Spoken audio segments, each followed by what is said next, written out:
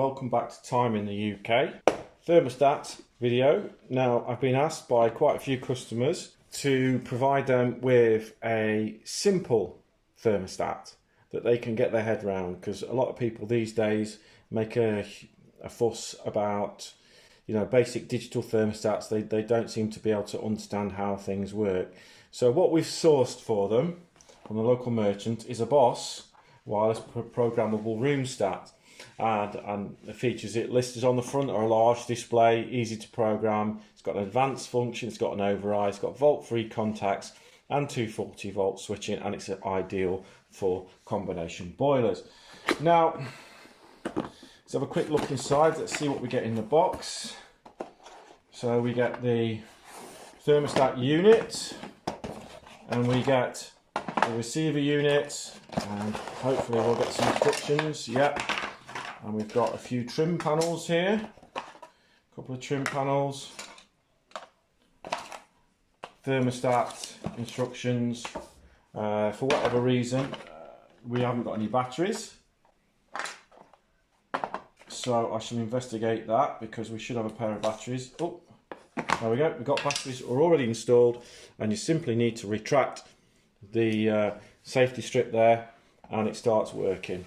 So while I've got this lined up, I'm just going to go through the basic settings for this unit. Okay, so we've got auto sun or demand, so we switch it to sun, and that allows us to set our demand temperature, which in this case is 20 degrees. We've got our moon temperature, which night time, or setback if you like, is 14 degrees. I think that must be a frost. Must be a frost protection, that one. But anyway, most customers will either use it in full auto, where it's going to be working the program you set. Day, yeah, that will be frost. Thinking about it, that has to be frost. So day, which is your 20 degrees. Night, you can run it at night time, which is 14 degrees. So if it's summer and you don't want your heating coming on, switch it to night, and then if there are any cold spells, it will just boost it a little bit. And there's frost protection. So if you go away and you just want the heating on frost protection, you select that. Okay, but for us, we're going to select it to auto for now, and then we've got the run function. Okay, so if we pop it to the moon, T moon, it allows us to set the temperature when the automatic function or the moon function is engaged. So if we set the moon temperature now, we can set it to 14.5, just so it's slightly different to what was preset. I'm going to set that to 21 degrees. To the sun as well. So the next one up is the sun. I'm going to set that. And the next functions we've got here are A1, 2, 3 and 4. Okay, so that's going to be on your periods of time. Okay, so there is no ons, there's no offs. What it is A1 to A2 is your sun, yeah. A2 to A3 is going to be your moon, and A3 to A4 is going to be your sun again. So 2 times a day you can set a temperature. All right, so if we go to A1, which is 6:30, we can change that to 6:31. Or if we keep going, I'm sure we can change it to 7. Let's have 7:30 as our A1 time. Simply just turn it round to 7:30. We go to 7:30, and then that's going to be our start time for the 20 degree temperature that we'd already set, which is the sun temperature. Then we go to A2, this is our second start time. Let's change this to 8:45, for example, or 9:30 actually. I think I'll change it to 9:30, it makes more sense, doesn't it? Change it to 9:30, because most people have left the house by 9:30.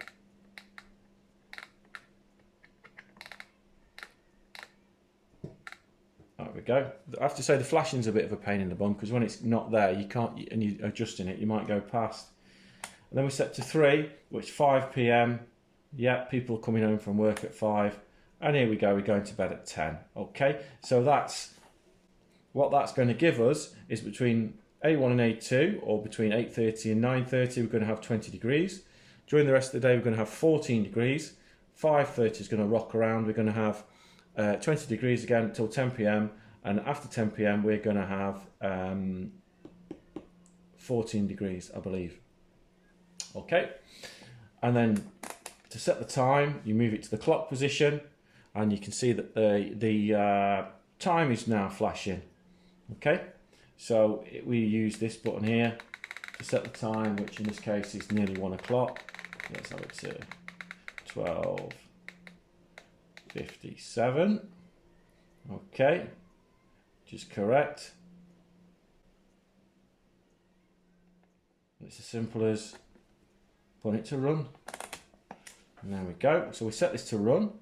It's now on auto and run. It's going to be going through these times using the time information we've provided, which is the time and the temperatures that we've set in. Okay, so that is how to program the BPS242RF programmable rheostat by therm. So that's how you would set the program on this particular unit. And just of note really is that unit comes with a little back stand that you can just click. I think you take this one off. No, you don't, you just click this on. There we go, that's where it goes. But if it helps if you put these things the right way up, I always find. Slightly technical to put things the right way up, don't you think? There we go. And we've got a little kick out leg at the back, and it allows it to stand, so that can stand under the mantelpiece of your customer's living room. Okay, and the next thing I'm going to show you is this unit here, which is your receiver. And obviously this is a hardwired receiver. This one requires some wires. So what we'll do is we'll mount this receiver on this, and we'll put some wires to it, and we'll make this work. We'll simulate a test sort of rig, if you like, and we'll show how this is wired and how this works. Okay, so if we look in the instruction manual, it gives us a guide regarding how to fit the unit. 2 screws fit the back plate to the wall, but because I'm using a test rig and a piece of wood, I'm going to use this provided trim here to space this off the wall and allow me to run 2 cables up the back.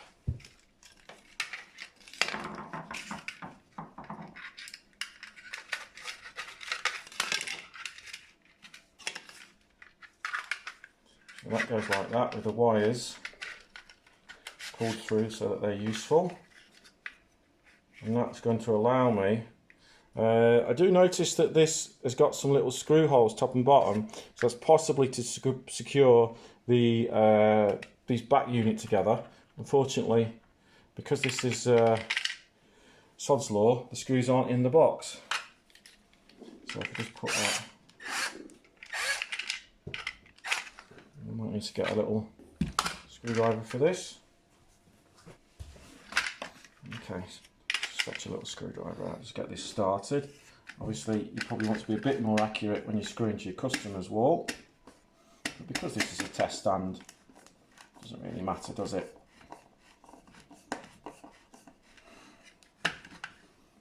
And again, for your customer's wall, you're probably going to need to use raw plugs and screws, so you probably need to mark it all up properly, which I haven't needed to do in this instance. But seeing this is a video about thermostats and not a video about screwing stuff to the wall, I don't think you want to go through that with me, do you?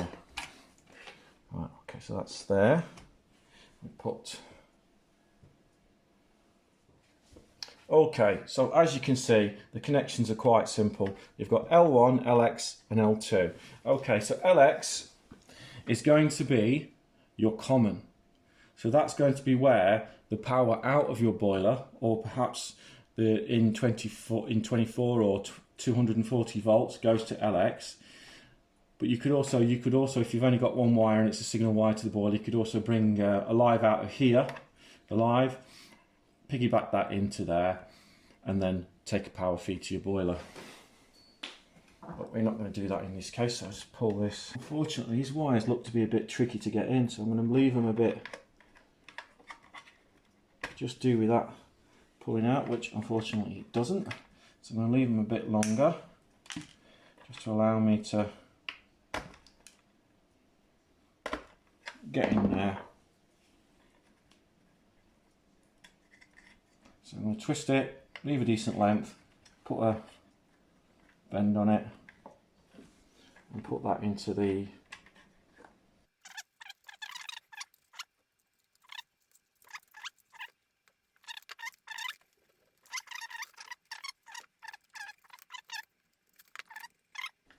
so LX is common and L1 is live feed to the item to be controlled. Okay, so L1 is the switch live then in that case, so we'll put the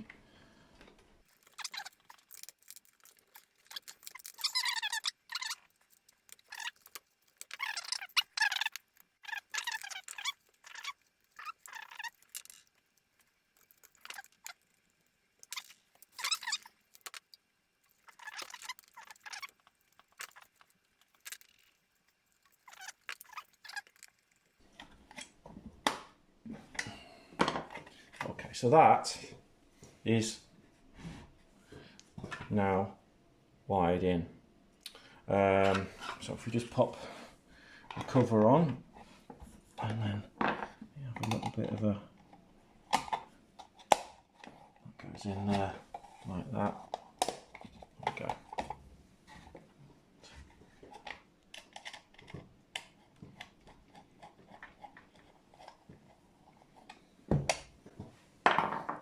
Okay, so now that's now ready to be, so this is the bit that goes to the boiler. So what I'm going to do now is just going to pop a couple of screws into here.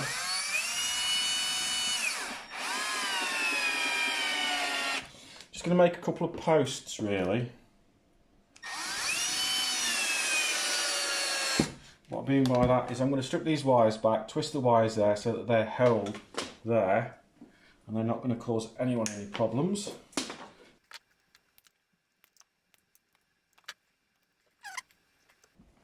Okay, so we've got the wire just there for testing, like that. We've got my thermostat there. So the next thing I'll do, quick tidy round, and then we're going to power up the receiver unit. Okay, so I'm just going to power off the thermostat unit, which is, not the thermostat, the receiver. So power that back on again, and you can see you've got a rapid flashing red light in the top corner there, and that's done. Now, let's just see if these two units are now communicating, because these units come paired out of the box. So, for example, let's just give it a manual boost. So manual boost simply means turning this up.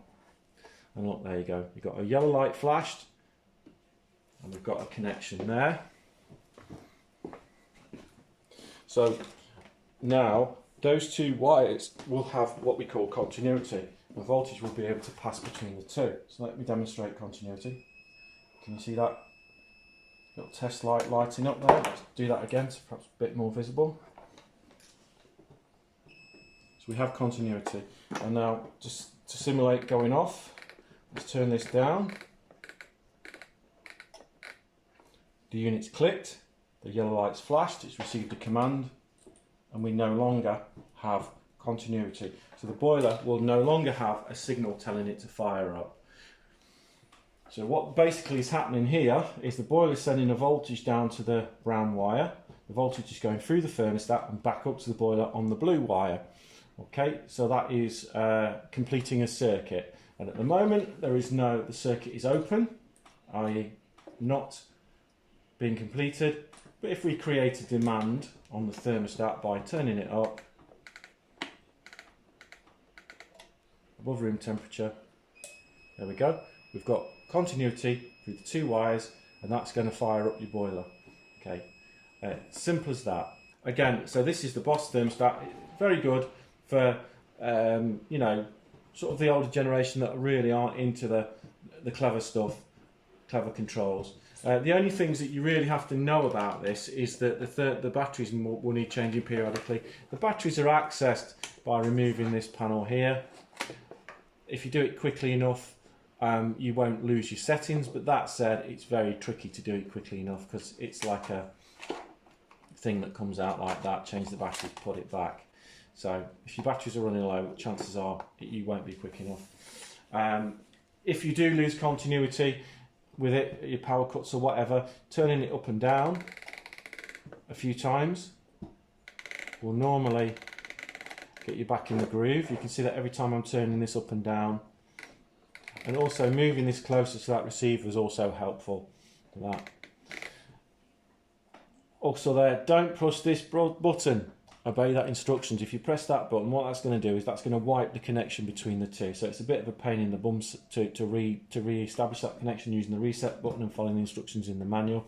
So best if you don't, you press that button. Okay, but I've been Time in the UK, and thank you very much for stopping by to watch a video on how to, well, just familiarise yourself with the Boss thermostat, how to set it, and how to wire it into your boiler. I do recommend you consult a heating professional or an electrician when it comes to wiring this in, because it's working with electrical sort of stuff isn't really a DIY job, but it is fairly straightforward to do. And you can see that with this kit you'll get a nice neat solution to your thermostat problems if the person isn't that technical. Personally, I do prefer a bit more of a, I like the Siemens RDJ10RF, so just like the slickness of them, and you've got a few more times during the day you can set and stuff like that. But this is a pretty basic thermostat. I'm not sure, because this is an older one, I don't think this is smart either, so this is not what they call smart. So this isn't current regulations for new boilers, which is why I don't tend to fit them very much. This can be retrofitted on older systems or systems with cylinders perhaps. But anyway, so that's your Boss thermostat by Boss Therm, your wireless programmable thermostat.